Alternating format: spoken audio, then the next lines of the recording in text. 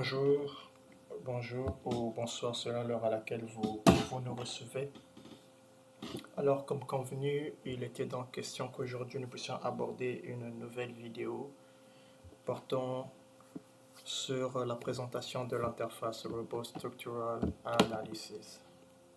Alors voilà, quand on ouvre l'interface Robot Structural Analysis, voilà ce qui s'affiche. La première fenêtre qui s'affiche, c'est celle-là, d'accord? Alors cette fenêtre est généralement divisée en sections. Nous allons voir celle-là, cette partie-là. Alors cette partie-là, elle enregistre les 4 derniers projets qui ont été enregistrés ou qui ont été travaillés récemment. Donc vous allez constater ici que ce sont les 4 derniers projets qui ont été exécutés ou travaillés récemment. Vous allez voir ici la date, la toute dernière modification, et cela peut se paramétrer. D'accord, cela peut se paramétrer, il peut afficher 3, il peut afficher 4, il peut afficher bien plus. Ça dépend des paramètres.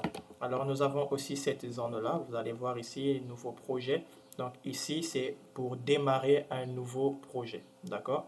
Ici, pour démarrer un nouveau projet, ça, ce sont les projets qui ont déjà été exécutés, qui ont déjà été travaillés. S'il faut apporter des modifications, continuer, voilà, c'est ici. Mais ici, c'est pour démarrer un nouveau projet. Alors, vous allez voir ici qu'il y a différents modules. Il y a le module ici portique plan, module portique spatial, module bâtiment, conception de bâtiment et module descente des charges. Alors, il n'existe pas seulement ces 4 types de modules. Il y a bien plus de modules que Robot présente. Donc, pour connaître un peu plus ces modules-là, voilà, nous venons ici. Voilà, nous avons plus et voilà ici s'affichent tous les modules présentés par le logiciel Robot Structural Analysis. D'accord? Donc, vous allez constater ici conception de bâtiment et ici descente des charges. Vous allez dire, mais quelle est la différence entre les deux? Est-ce que ce n'est pas la même chose? Non. Voilà, le module descente des charges de bâtiment, lui, il se limite à la descente des charges, c'est-à-dire après avoir effectué la descente des charges et tout. Voilà, pour lui, c'est ça. Mais arrivé ici, nous avons un peu une pluralité d'activités, c'est-à-dire que ici, nous avons un peu la possibilité de tout faire. D'accord? Beaucoup de personnes vont également se dire, mais dans les années 2010, je pense 2010-2009, voilà, on parlait de robots DDC. Alors, quelle est la différence entre robot DDC et robot Structural Analysis professionnel? C'est que, voilà, vous allez déjà constater ici, nous pouvons tout saisir ici, ce qui fait que, en quelque sorte, robot DDC, je ne vais pas dire devient inutile, mais euh, ça ne sert plus de travailler sur robot DDC. Vous voyez? Donc, nous pouvons tout concevoir et tout effectuer ici. Donc, ici, nous concevons la maquette structurale, nous saisissons les charges ainsi que les hypothèses, nous générons tout ce qu'il y a à générer, nous lançons les calculs et automatiquement, il effectue la descente des charges et nous donne la possibilité de pouvoir analyser le bâtiment et un peu plus. Nous pourrons voilà, afficher tout ce qui est sollicitation, faire des simulations par exemple, oui. Donc ici aussi permet de faire tout ce qui est simulation. Donc en quelque sorte, beaucoup utilisent maintenant celui-ci, d'accord? Et donc c'est ce qui est généralement utilisé. DDC a été un peu délaissé.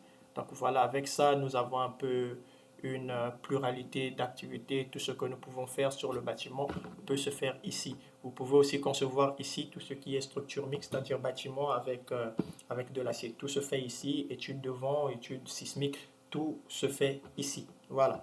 Donc ici, nous avons portique spatial, d'accord? Portique spatial, étude d'un portique spatial. Alors, qui dit déjà spatial parle de l'espace. Donc, nous voyons ici la 3D. Donc, nous pouvons travailler en 3D directement. Et ici, nous avons un portique plan. Donc, c'est-à-dire nous travaillons sur un portique plan. Nous concevons un portique plan, c'est-à-dire la face pignon. Et après, nous appliquons les charges de vent. Et après, nous générons la 3D. Alors qu'ici, nous faisons tout ici. Alors, il faut noter que étude d'un portique spatial, c'est un peu délicat. Hein, c'est un peu délicat. Mais je pense que nous allons aborder ce module-là lorsque nous allons faire peut-être la deuxième formation Robot Structural Analysis. Nous allons aborder ce module pour l'instant, nous allons aborder celui-là qui est le plus simple pour les apprenants d'abord. Alors ici, vous avez tout ce qui est réservoir.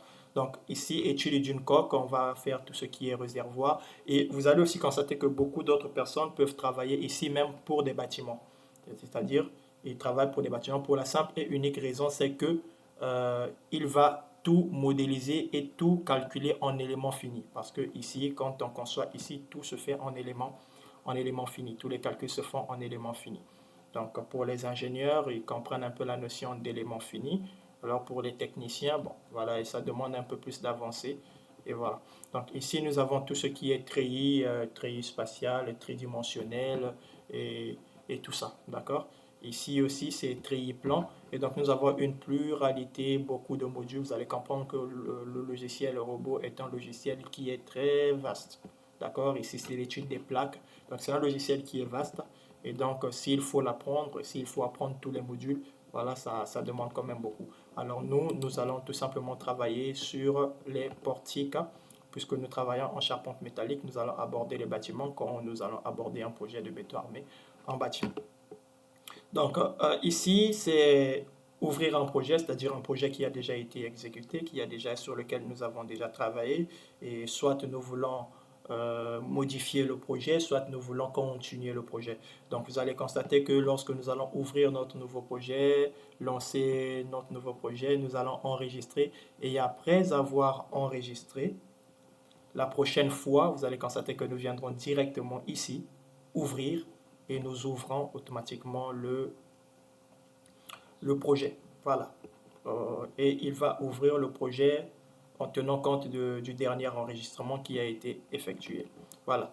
Donc ici, modèle et modèle d'exemple, c'est-à-dire ici, nous voyons un peu tout ce qui est tutoriel qui se trouve sur la plateforme Autodesk, Robot Structural Analysis. Donc pour ceux qui peut-être ont besoin de pouvoir apprendre ou voilà, comprendre un peu plus le concept, ou comprendre un peu plus comment fonctionne le logiciel Robot Structural Analysis. Ici, vous trouverez tout, donc le tutoriel de base pour l'utilisation de robots bâtiments, pour l'utilisation de construction métallique, mais aussi vous trouverez ici tout ce qui est manuel technique. D'accord? On va vous parler un peu de tout ce qui est manuel technique. Donc, on peut le retrouver ici. Alors, ici, c'est lorsque vous avez un compte Autodesk. D'accord? Tel que moi, j'ai un compte Autodesk, j'utilise une version étudiant Autodesk. Donc, ce qui fait que j'ai accès à, voilà, à la manipulation du logiciel comme une licence. Ça ressemble à une licence, si on peut le dire ainsi, professionnelle, c'est-à-dire que j'exploite tout le logiciel dans toutes ses performances. OK. Donc voilà, quand vous avez besoin d'aide, c'est-à-dire que vous êtes bloqué, vous avez un problème, vous pouvez cliquer ici et vous poser votre problème. Je pense que Robot ou Autodesk, s'il est dans la mesure de pouvoir le faire, ils vont répondre au problème ou vous apporter des solutions. Donc voilà un peu. Alors nous allons, ça c'était l'interface extérieure du logiciel robot. Nous allons maintenant rentrer dans l'interface intérieure du logiciel robot. Donc nous cliquons sur portique plan. Voilà.